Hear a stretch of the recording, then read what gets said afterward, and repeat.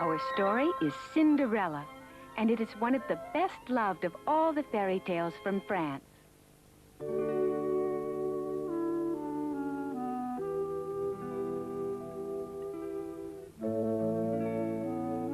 Once upon a time, there lived a most beautiful and kind young girl.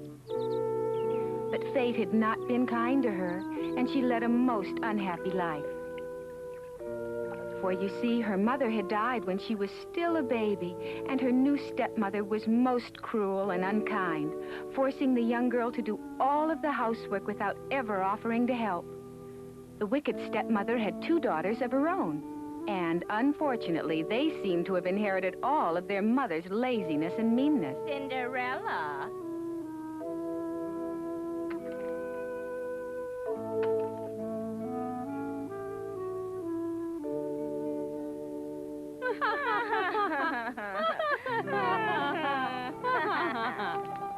Every evening when she had finished cleaning up after her stepfamily all day, she would go into the kitchen and sit by the fireplace. The warm glow of the fire seemed to relax her and renew her strength after such a long, hot day.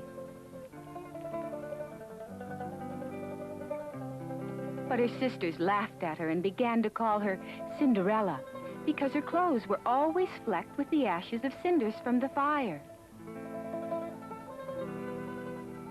But even though her clothes were ragged and her life was filled with misfortune, Cinderella's lovely smile always shone through, and her sisters were very jealous of her beauty. One day, a courier from the castle delivered an invitation to a grand ball to be hosted by the handsome young prince of the land. It was to be a gala and festive affair, and to it was invited every young girl in the kingdom.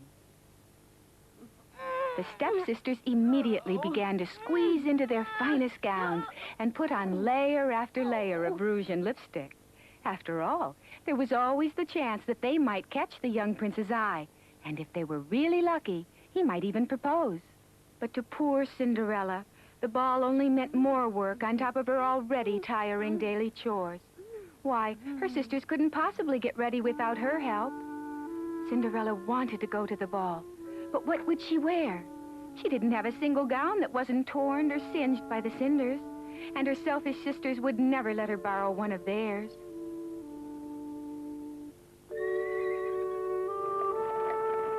The stepsisters left for the ball with not so much as a word of thanks to Cinderella for her help in getting ready.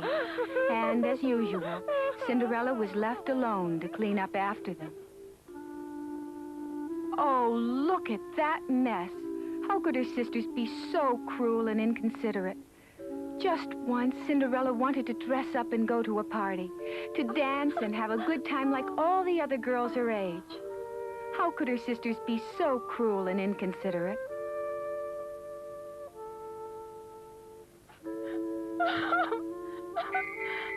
But suddenly, from out of nowhere, Cinderella's fairy godmother appeared.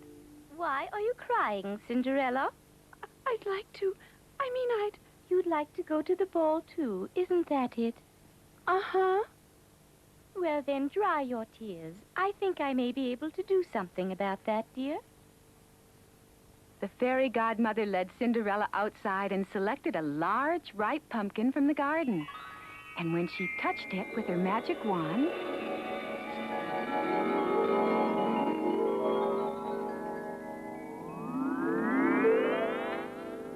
Why, it's a carriage. next, the fairy godmother opened the mousetrap, and one by one... There's 1, there's 2, there's 3, there's 4, there's 5, and here's 6. And this plump little fellow would make a perfect coachman for you, my dear. There you go. Oh. And now it's your turn, Cinderella. Are you ready? Uh-huh. For Cinderella, a gown of silk and velvet. Oh, oh, oh.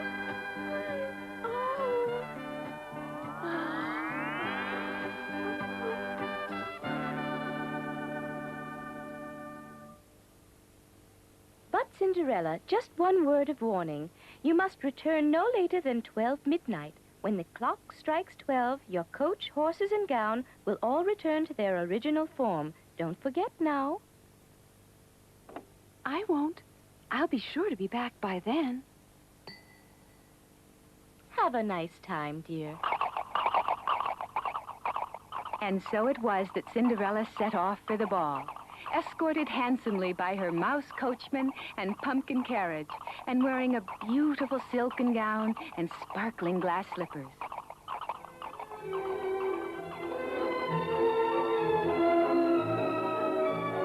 The loveliest girls in the kingdom were at the ball, and they were all dressed in their finest gowns, and each one in turn had a chance to dance and talk with the handsome prince.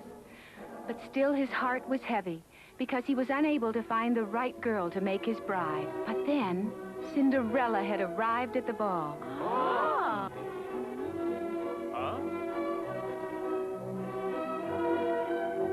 As Cinderella made her entrance, all eyes were turned in her direction. Never had the prince seen anyone so lovely. Who was she? Where had she come from? No one seemed to know.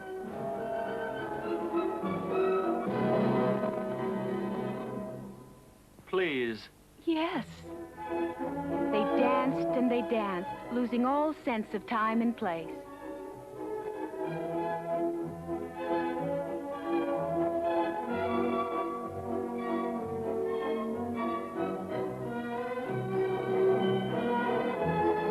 It was as if they were alone, forgetting about all the others at the ball. It seemed they would dance forever.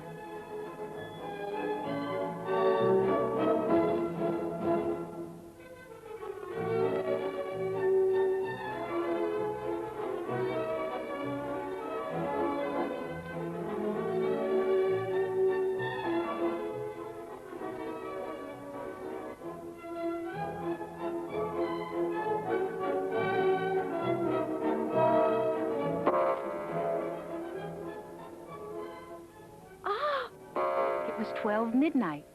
Cinderella had lost all track of time. What is it? Wait! Come back! Wait! Stop her! What? Huh? Huh? Stop! Please wait!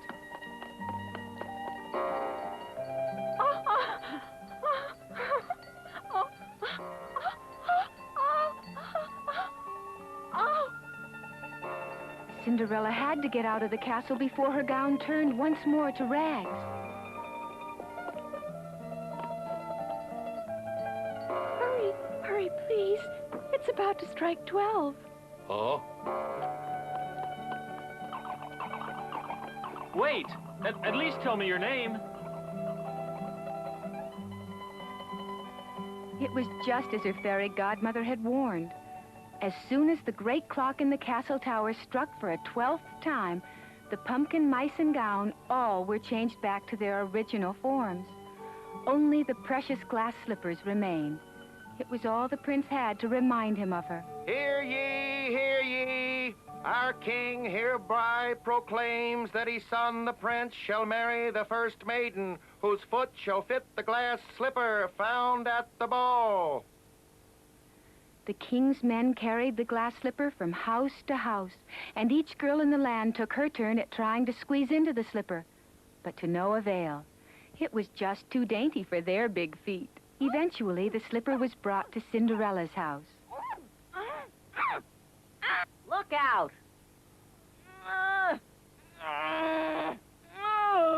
Finally, it was Cinderella's turn.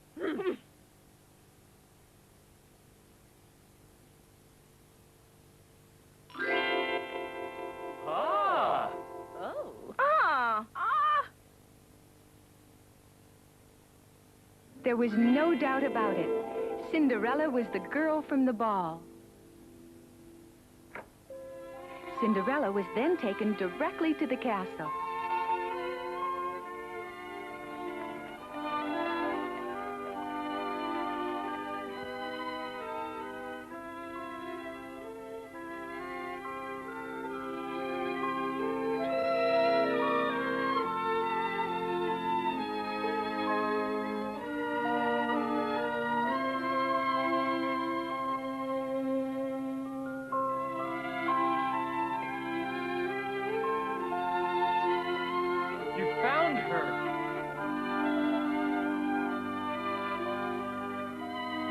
The handsome prince had at last found his true love.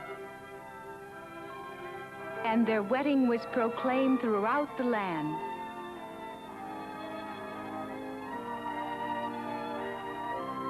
Cinderella became a kind and generous princess, and they lived happily ever after.